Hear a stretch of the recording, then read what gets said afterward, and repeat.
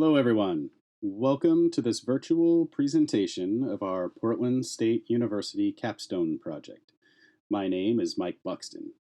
I served as the team lead these last two terms. I'm excited to introduce you to svDrive. So svDrive is a web application, and it provides an immersive environment that makes it easy to drive through cities around the world without leaving your home. All you have to do is visit the svDrive website, connect a steering wheel or controller, enter an address, and get an interactive driving simulation. Before we talk about the specifics of the project, let's take a look at the application. Stephen and Sam have prepared some cool demonstrations of what it's like to take an svDrive. So I'm going to demo the gamepad features for svDrive. First thing I'm going to do is plug it in, and we'll notice the prompt will disappear. From here, there's a lot going on in the menu, and we're going to talk about that later. We're just going to jump in and drive. I've pre-configured it to start at the 4th Ave building, a place that we're all pretty familiar with. From here, I can move around, look around. If I wanted to take this turn down the road to my right, I could do that as well. And this could be useful for students who are learning the route to a class that they've never taken, or anybody for that matter who wants to learn a new route around Portland. Perhaps we wanted to learn the route of somewhere we've really never been, like Rome. We're able to do that with svDrive. It could take us to really remote locations. I'm not familiar with what this building here particularly is, but if we look in the lower right-hand corner, we can see a mini-map that displays more information about our current spot and can tell us the name of this building as we move around. We're also able to return to the menu with the controller and set more settings from here if we wanted to adjust that. And I'm going to turn it over to the steering wheel. We've got a fresh start of svDrive here. I'm going to go ahead and enter my API key and hope that Mike blurs that out properly. Then I'm going to select that I'm using the steering wheel. And unfortunately, the steering wheel cannot traverse the main menu like the controller can, so you do have to point and click. So I'm going to start off by setting my starting location. We're going to go ahead and do Shattuck Hall in downtown Portland on the PSU campus. All right, so right off the bat, we're on the PSU campus. Looks like the corner of Broadway and Hall. We've got Shattuck Hall right here. And if you notice there, I can look around by using the paddle shifters on the steering wheel, which you should be able to see in the over-the-shoulder camera. So I can go ahead and take a look around. And I actually want to go this way. So what I'm going to do is press the A button, which will match my vehicle heading with my current heading. So I'm going to cut to the over-the-shoulder cam now so that you can see what I'm doing. So if I hit the throttle here, then you can see my vehicle starts to move down the street. And I'm going to go ahead and take a right turn up here. And boom. As we cruise down here, I'm also going to take a left here so I can check out the PSU Urban Plaza. And once we get there, I'm going to hit the brake, which will stop us, and go ahead and use those paddle shifters again to take a look around. And as you can see, we've got our max stop here. And yeah, that's the PSU campus. So let's go ahead and take a look at some other spots. With the steering wheel in svDrive, you can beat the downtown Portland traffic, maybe go visit your hometown, or sit in a boat in the Netherlands, or maybe go somewhere you've never been before, like the Amalfi Coast, and soak in some of that beautiful scenery. Well, now that we've seen some places, I'm going to go ahead and hop back to the main menu here. And I hope that you enjoyed that demonstration of the steering wheel in svDrive. Thanks, guys. Mike here again. Both Sam and Stephen have been instrumental in implementing the core functionality that makes svDrive so fun to use. And as you can see, the product is great for exploring a new city, driving around a town you grew up in, or getting familiar with a route you might be using in the future. So now that you've had a chance to see svDrive in action, we're going to give you an overview of some of the product features and meet the rest of the team. 5 team members will describe 6 features that they worked hard to implement. We'll start with the main menu, which Michah Blasko put together. So take it away, Michah. Today we will start off with the main menu of svDrive and take a quick tour of all that you can access from our front page. The main menu is important because this is where we can set up the application for the user as simply as possible by getting all of the necessary information, as well as be able to tell the user everything that they need to know about svDrive.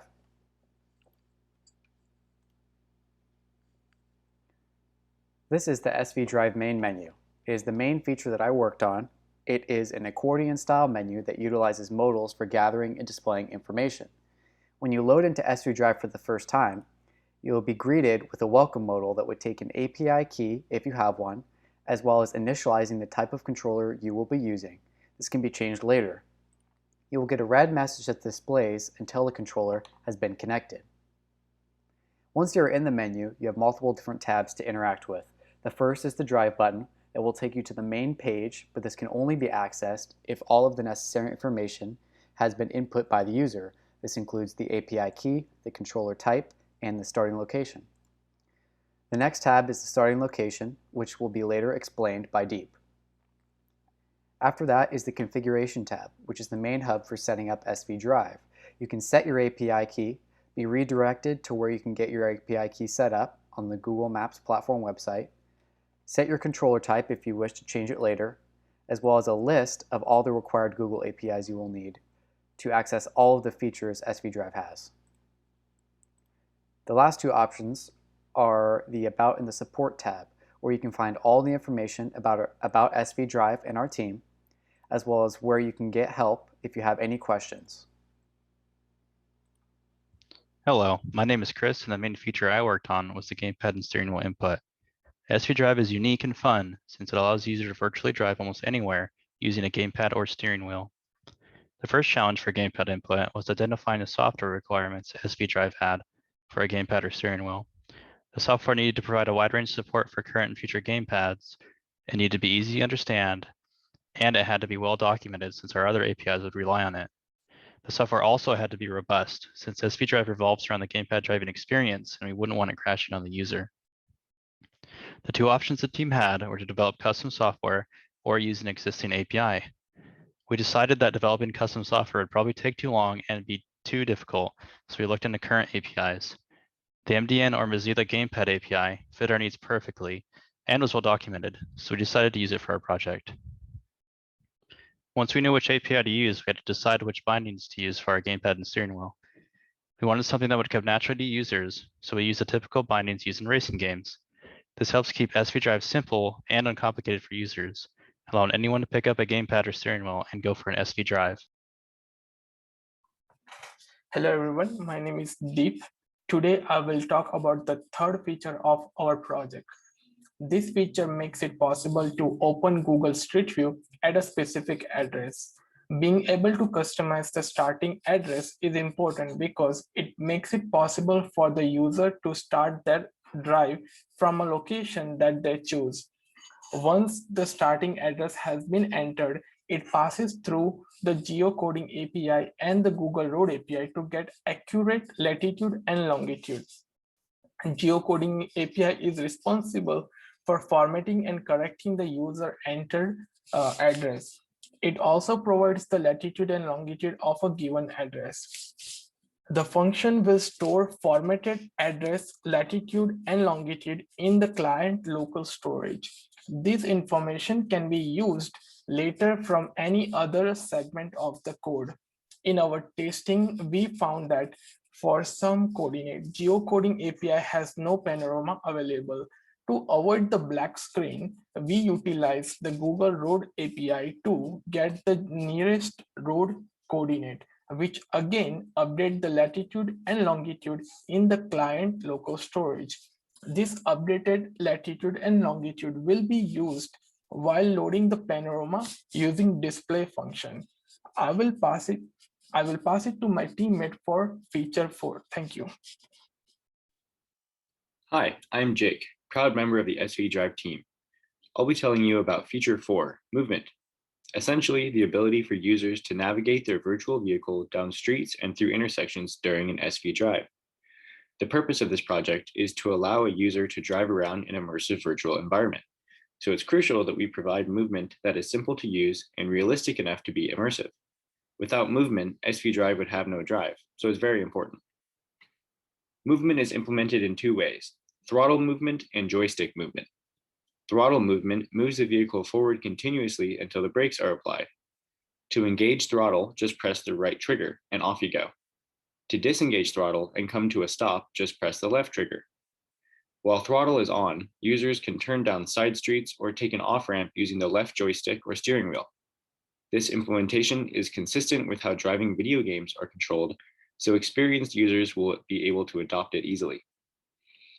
On the other hand, joystick movement is slightly different, but still allows for forward and backward movement as well as turning. With joystick movement, the virtual vehicle moves in the direction of the left joystick. So if you want to move forward, hold forward. If you want to turn left at an upcoming intersection, hold forward until you get there, and then left. For beginners, this type of movement is a little more intuitive. The gamepad controller supports both types of movement, whereas the steering wheel only supports throttle. Movement is core to this project, so my good friend Sam will go over more specifics later in the presentation. For now, let's take a look at a feature I implemented, Free Look. Feature 5 gives the user the ability to freely look around while stationary or driving with joystick movement, which we refer to as Free Look. As you can see here on the Vegas Strip, there can be a lot of sights to see while driving, so it's important to be able to look around and take in the scenery just like you're on a real drive. Free Look is also important when the users need to consider different routes while they're navigating or need to change which direction they're headed in. Once the initial controller input was established, this was one of the first features implemented. This capability works a little differently depending on the movement type. For example, when using a joystick movement, Free Look is controlled by the right joystick, while the user provides movement input via the left joystick. Users can freely look up and down, but only until their point of view is completely vertical, as well as left and right. The user's point of view is maintained as the virtual vehicle moves, so if you want to look out over the sunset while you drive down Highway 101, you can do that. When using throttle movement, the Free Look feature is disabled to promote a smooth driving experience. The user's point of view snaps to align with the vehicle's direction of travel, so turning the vehicle turns the point of view as well. When throttle is deactivated, Free Look becomes available once again. On a steering wheel, Free Look is controlled by the left and right paddle shifters and limited to only horizontal look around, whereas on a gamepad, Free Look is controlled by the right joystick, allowing for both horizontal and vertical look around. Hi, I'm Xiaoran. I'm responsible for introducing further 7 local storage in our team. I will explain why we need to use local storage and how we implement local storage. Local storage is so important for users because we let the user enter some variables in the index page and then simulating driving in the drive page. If local storage is not used, the variables entered by user will disappear when refreshing or switching web pages. Secondly, it is very user-friendly. After the first import, the user does not need to import multiple times, even after closing or refreshing the web page. Then, compared with cookies, local storage does not need to send data to server and only stores data locally. This is more secure for users and can protect users' privacy. Finally, this is easy to implement because we can only use 2 functions to implement that. Now I will introduce how we implement local storage. When the user enters the index page for the next time, the user needs to set the API key, the controller type, and the start address. We use setItem function to store the user's input in local storage. If the user needs to change this data, they can also make some changes in the index page. Once the user enters the drive page, we will use the getItem function to get the data in the local storage. And we can use this data to call the relevant APIs to determine whether user is using controller or steering wheel, and we can know the user's starting address. All right, thanks, Sean. This is Mike again. I want to say that the team worked hard on each of these features, and it shows. Something that was very important to me was that we organized the project with future development in mind. In addition to this presentation, we put together detailed documentation with the hope that future development teams would make svDrive even better than it is today. So with that in mind, let's get into some of the details of the project. Stephen is going to talk about the application design, and Sam will discuss how movement works behind the scenes and some improvements that could be made in the future. For those that aren't familiar with software development, this might seem a little technical, but for those of you who are, we hope you enjoy the details. One thing everyone will appreciate is the expertise of these two team members. Hi there, my name is Stephen Shaw. During this project, I spent a large portion of time researching the various Google APIs our team chose to use, and conveying my findings to the team through code examples and demos. This allowed me to offer my support in developing the foundations of various features throughout the application. As such, I have a good understanding of how svDrive accomplishes what it's able to do, and I seek to share that with you today. svDrive uses polling I/O to perform gameplay actions. This consists of having the application rapidly check the controller for activity, then perform a specific gameplay action depending on the activity detected. This loop is halted if the controller is disconnected. The polling of the controller is a synchronous activity. This means each button on the controller holds some sort of linear order, and checking for activity on the last button requires checking for activity on every button before it. There are issues that arise out of this, such as a missed input and unintentional duplicate inputs. The next thing svDrive does is check what page the user is currently on. Early development led us to structure the application as two HTML pages. One page for menu content, which manages all the settings the application uses, and another page for displaying and interacting with the application features. Once controller activity is detected, the application runs a page-specific action. This action could be anything from opening and interacting HUD elements, changing the user's current point of view, or moving the user's current position, which in turn would request a new Street View panorama from the Google API. After the action is performed, the game state is effectively updated, and the loop resumes at the top once more. By iterating this loop over and over, svDrive is able to provide the user with a gamepad-operated navigation experience. I'm going to be talking about movement in svDrive.